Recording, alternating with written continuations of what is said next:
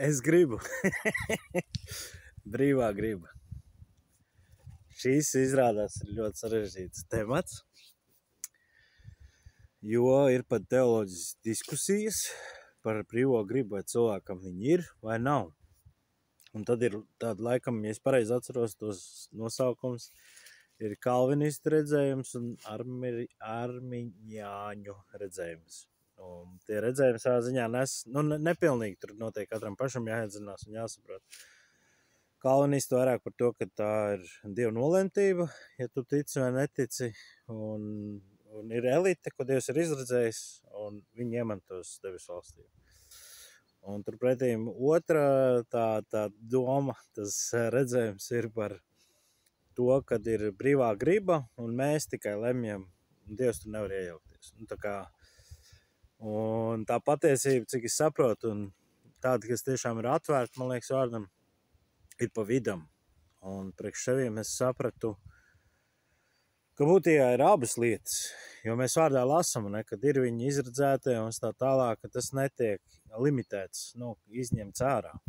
Bet, ja ir tikai tas, tad vismaz manā tādā vārda redzējumā rodās konflikts. Priekš manīm. Es netaisos pa kādu tādu iestāties, vai tur slānī, kā citreiz tāda nenobriedušā kristieši dara, ka tur, es tulīt tev pa zobiem iedošu, tad nepareizi saproti. Nē. Kristus un apostoļu darbos mēs redzam, ka novirzieniem jāvada tā, ka tas viss ir normāli, bet dienas beigās, kā tu saproti, un vai tu esi gatavs un atvērts, lai Dievs tur atjauno tās lietas. Un priekš manīm, es sapratu, kad brīvā griba, kad viņi radās. Un tad mēs pašķiram pašu sākumu cilvēks, Ādams un Ieva un grēkā krišana. Un Dievs izraida cilvēku ārā no ēdens ar kādu motīvu. Viņi tagad redz un ļaun, tā kā mēs, Dievs runā ar sevi. Un viņa motīvs izzīt ārā ir nevis tāpēc, ka viņš ir slikts Dievs, bet tāpēc, ka viņš grib pasargāt cilvēku. Lai viņi neēd no mūžības koka vai kaut kas tāds bija vēl viens tas koks, kad tad nav iespēja vairs laboties cilvēku. Tad ir viss vakars uz ezeru, tad kvadrātā. Bet tajā brīdī viņš izdzen viņus ārā, jo mūsu Dievs ir mīlošs Dievs, viņš ir Dievs, kas iet pakaļ, kas cer, kas līdz galam tic par cilvēku. Un tā problēma ir, ka cilvēks, jāsāk pavisam interesantāk. Man radās jautājums, kā vecās derības cilvēki varēja tikt pestīti, jo Kristus jau vēl nav nācis. Un tā kā tad tam var notikt? Bet tā galvenais uzdevums, ko nes bauslis un bauslība, un cilvēki domā, ka viņi var izpildīt. Un tur ir tā problēma, ka cilvēki domā, ka viņi var izpildīt. Ne Dievs. Dievs zina, ka to nevar izpildīt cilvēks. Un Kristus to pat arī apliecina, ne mācekļiem, ka viņi tur satraucās pēc tā jaunā advokāta diskusijas par labo, kas ir labs un tā tālāk. Un viņi saka Kristum, kas tad var iet? Un viņš runā par sevi, ka viņš var iet. Viņš vienīgais var izpildīt. Viņš vienīgais var piepildīt bauslību. Un baust, tad rodās, priekš kam tad Dievs iedod tādu standartu, ko mēs nevaram izsildīt. Bet te ir tā lieta, ka Dievs tajā brīdī iedod auto paneli, kur sāk iedegties gaismiņas, ja mēs izdaram kaut ko. Un tas norāda uz to, ka kaut kas nav kārtībā, kaut kas nav līdz galam. Tiek identificētas lietas un tiek identificēts grēks. Un jaunā derība mums saka romiešiem 3:23, jo visi ir grēkuši, jo visiem trūkst dievišķās godības, dievišķā tuvuma, dievišķā mindseta. Ikdienas atjaunoties savā prātā, lai saprast, kāda ir dievgriba. Bet te ir tas, ka bauslība parāda to, ka mūsu brīvā griba aizved mūs pie cūkām. Pazudušā dēla stāsts. Pie cūkā viņš nonāk, pie salauztības, pie tukšības, pie izsalkuma, bada, pie netīrības. Un tad viņš, paldies Dievam, ka viņam ir tēvs un ka viņš atcerās tēva rūpes, tēva konceptu. un noteikti, ka tā ir vēl cerība, ir vēl mazās durtiņas, ka viņš vismaz man ļaus būt par viņu darbinieku. Un tas parāda visu laiku, tas rāda uz to brīvā griba. Un to kalvinisms un tas, tā ir brīdī, kad tu saproti, ka tava brīvā griba aizved uz nekurieni, aklumu, uz trulumu, uz, nezinu, kā vēl viņa negaršīgi nosaukt, lai tev aiziet. Tā ir brīdī, tu saproti, ka tur nekā nav labi. Un vecās darības cilvēkiem bija tur tādi īpašie, kurus Dievs pat paņēma bez viņa. Kad viņi saprata, ka tā bauslība, tā tur lopiņu, aseņu maksāšana par viņa tur sastrādāt, viņi nestrādās vienalga, jo viņi neatrisina sakni. Un sakni ir brīvā griba. Vai īstenībā labas brīvas griba, jo bez Dieva nekas labs nav. Tā brīdī, kad es saku, es savu gribu realizēt, es pasaku, ka es neesmu gatavs Dieva gribu realizēt. Nevar pastāvēt divas gribas vienlaicīgi. Un šeit ir tas, kad Dievs to apzināti ieliek, jo viņš nav radījis kaut kādus izredzētus robotus, ko tas labi ilustrē. Bet tajā brīdī, kad viņš ielika to koku, deva to izvēli, un cilvēks ņēma, viņam kļūst brīvā griba. Un šodien tev konstanti jau dzimstot, man patīk tāda līdzība, tu esi tā kā krūzīti apgāst otrādi. Visu laiku tu piedzimst jau krūzīti otrādi. Jo tu esi tukšs trauks, bet visu laiku dzīvot savā gribā, bet esi tukšs trauks, kurā nevar iepildīt. Jo viņš ir apgriezts otrādi.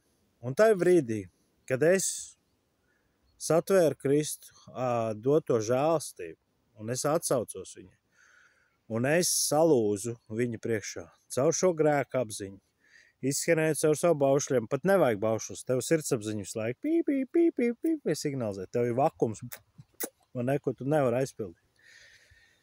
Jo tas jau ir, ka Dievs grib realizēt tavā dzīvē, un tu esi viņa gribas nesējs jau bāzē izveidots. Un tajā brīdī, kad tu to saproti, tajā brīdī tikai krūzīti apgriežas otrādi un beidzot var sākt pildīties. Tas negarantē, ka tu uzreiz kļūsti sterils cilvēks, nebūtu, ne. Un tieši tāpēc arī ir žēlastība, jo Dievs zina, kad ir vajadzīgs visas dzīves periods, kamēr tu aizvien viņa griba sāk realizēties tavā dzīvē. Aizvien tu ļauj ienākt, aizvien tu atjaunojies, aizvien tu sāc reaģēt, aizvien tu sāc lietas runāt, lietas darīt, sāc skenēt sevi, kāpēc es tā sadusmojos un izdarīju to. Un tad mums Dievs ir devis vārdu. Mēs sākam lasīt vārdu, un vārds mums dod materiālu svētajam garam, kas palīdz mums to gribu restartēt. Un tā ir tā lieta, kas šajā kalvinistu un armiņāņu, kā viņas tur sauc, tajā brīdī, kad es atsakos no savas gribas un saku, es gribu Kristu, es gribu savā dzīvē. Ne tikai saku, bet reāli patiesi ticu un tiešām viņu vērtīgākā bagātība vai vienalga, ko vērtēju un ieliek kā galveno savas dzīves motīvu, tajā brīdī tu esi tā izredzētā cilts. Tad tu esi tas garīgais Izraels. Brīvā griba. Tev ir brīva iespēja izvēlēties nāc pie Kristus. Un tā nākšu tošanās notiek pirmkārt ar lūkšanu, kad tu vērsies pie Dieva, kad tu raudi, kad tu kliedz, spārdies, bet kad tu reaģē uz Dievu, kad tu viņu aicini savā dzīvē. Un tad ir tavu pakaļus kustināšana, kad tu sāc kustēties uz šo vārdu, kad tu sāc darīt lietas saskaņā ar vārdu. Tu sāc pirmkārt meklēt ticīgos, mājas draudz kopienu, draudze, konfesiju, bet kad tu esi starp brāļiem māsām. Un tur ir 3 tādas svarīgas lietas. Tu tiecies pēc Dieva, tu esi ar brāļiem un māsām, un tu realizē savu ticību jau praktiski. Savās mājās pie bērniem.